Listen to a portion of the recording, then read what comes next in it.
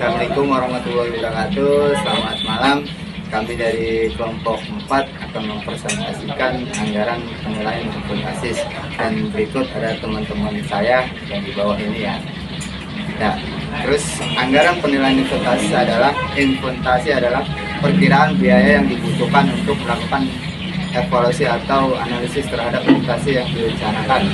Tujuan utamanya adalah memperkirakan biaya diperlakukan dalam proses pengambilan keputusan investasi.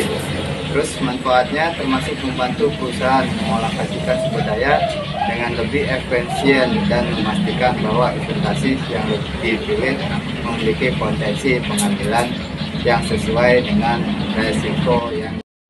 Anggaran penilaian investasi adalah perkiraan atau estimasi yang dibuat untuk menilai keuntungan atau kerugian dari suatu investasi. Ini melibatkan analisis bagi faktor seperti biaya awal, potensi pendapatan resiko, dan faktor-faktor lainnya yang dapat mempengaruhi hasil investasi yang baik.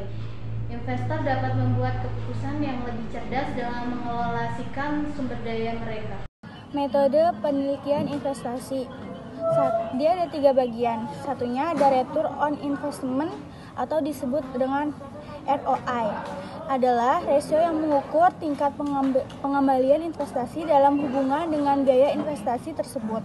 Dan yang kedua ada net investment volume atau disingkat dengan NPV. Nah, itu dia adalah metode untuk mengevaluasi potensi keuntungan suatu investasi dengan membandingkan nilai saat ini dari arus kas masuk dengan nilai saat ini pada arus kas keluar. Dan yang ketiga ada investasi internal rate of return atau disebut dengan IRR. IRR adalah tingkat pengembalian dan di mana nilai NPV suatu investasi menjadi nilai 0. Dan yang keempat ada payback. Nah, untuk payback ini dia adalah waktu yang diperlukan untuk mendapatkan kembali biaya investasi dari arus kas bersih yang dihasilkan oleh investasi tersebut. Penggunaan anggaran penilaian investasi yaitu terdiri dari 3. Pertama itu keputusan pembelian aset baru. Anggaran penilaian investasi digunakan untuk mengevaluasi apakah pembelian aset baru seperti peralatan atau properti akan memberikan pengembalian investasi yang memadai dalam jangka waktu tertentu. Yang kedua itu ada ekspansi bisnis. Saat mempertimbangkan untuk memperluas bisnis, anggaran penilaian investasi membantu dalam menentukan apakah ekspansi tersebut akan menghasilkan keuntungan yang memadai mengingat biaya tambahan yang terlibat. Yang ketiga itu ada penilaian proyek.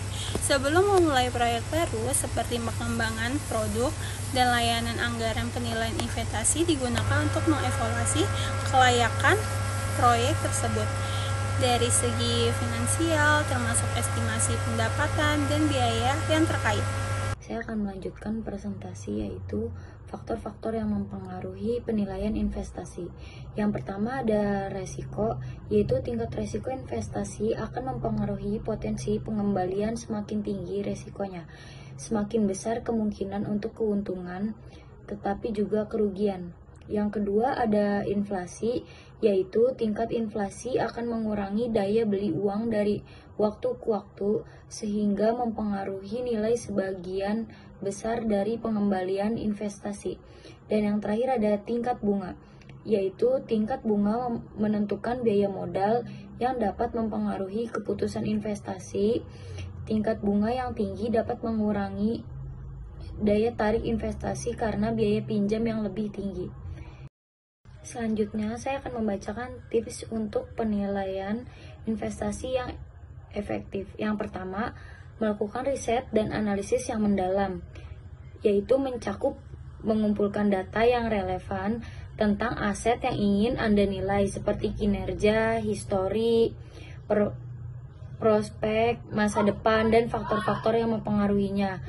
Analisis ini memungkinkan Anda untuk membuat keputusan berdasarkan informasi yang kuat dan terkini. Yang kedua, ada pertimbangan faktor-faktor eksternal, yaitu selain faktor internal dari aset tersebut seperti kinerja keuangan perusahaan, penting untuk mempertimbangkan faktor eksternal yang dapat mempengaruhi nilai aset seperti kondisi pasar, regulasi, dan tren industri.